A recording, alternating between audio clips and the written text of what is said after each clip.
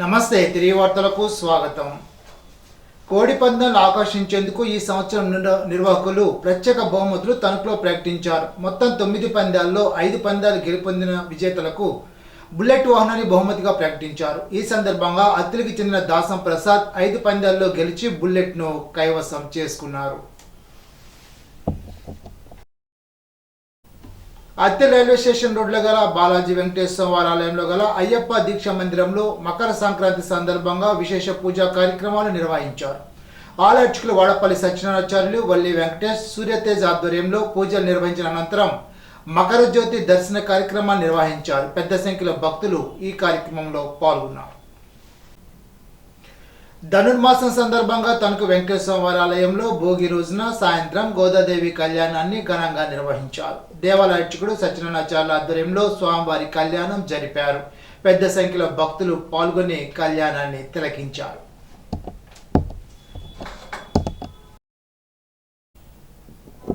ఉపాధ్యాయులందరికీ అండగా ఉంటానని, సమస్యలపై పోరాడతానని ఉభయ గోదావరి జిల్లాల ఎమ్మెల్సీ బొర్రా గోపిమూర్తి అన్నారు.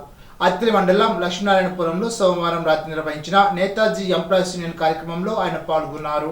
ఈ సందర్భంగా విద్యార్థులను, నిరుద్యోగులను ఉద్దేశించి మాట్లాడారు. ఉత్తమ ఉపాధ్యాయులను ఎమ్మెల్సీ గోపిమూర్తి సత్కరించారు. అత్తిలి మండలం పాలీలో వేంచేసి ఉన్న శ్రీ దాసాంజనేయ స్వామివారి ఆలయ ఉత్సవాలు మకర సంక్రాంతి సందర్భంగా ఘనంగా ప్రారంభించారు. కాళిక నృత్యాలు, కాంతార వేషధారణలు, మేళతాళాలతో స్వామివారి ఉత్సవం ఊరేగింపులు ఘనంగా నిర్వహించారు.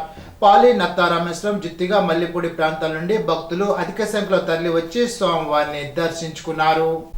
ఇప్పుడు తూర్పుగోదావరి జిల్లా వార్తలు.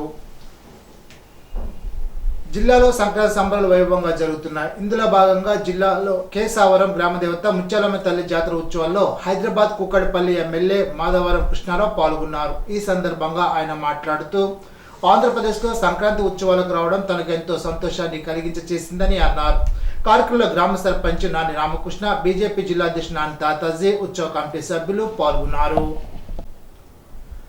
తాడేపల్లిగూడెం మండలం కుంచనపల్లి చర్చి సమీపంలో మంగళవారం ఉదయం పందుల పందాలు నిర్వహించారు. మాజీ కౌన్సిలర్ సింగం సుబ్బారావు ఆధ్వర్యంలో పోటీలు జరిగాయి. సంక్రాంతి కోడి పందాలు నిర్వహించడం సర్వసాధారణం. అయితే వాటికి భిన్నంగా పందుల పందాలు నిర్వహిస్తున్నట్లు తెలిపారు. వాటిని చూసేందుకు చుట్టుపక్కల ప్రాంత వాసులు ఎగబడ్డారు.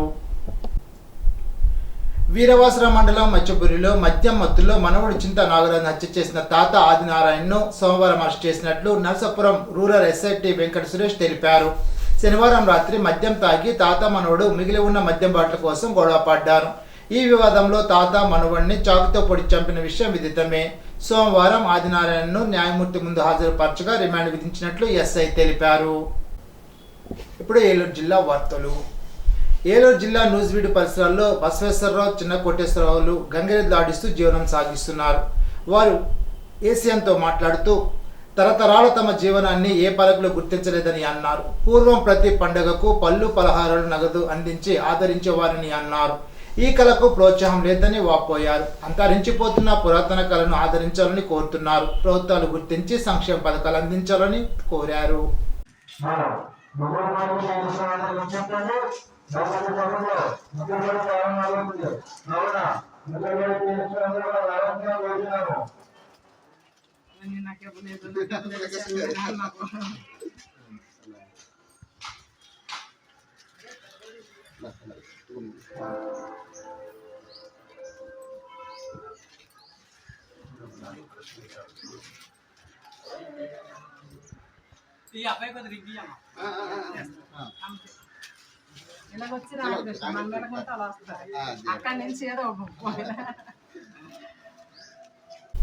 ఈనాటి బంగారు మాట. కాలం చాలా విలువైనది. చేజారిన నిమిషాన్ని ఏ సంపద వెనక్కి తీసుకురాలేదు. జాన్ రెడైన్. ఈ వార్త ఇంతటితో సమాప్తం. తిరిగి బిజినెస్ లో కలుసుకుందాం. అంతవరకు సెలవు. నమస్కారం.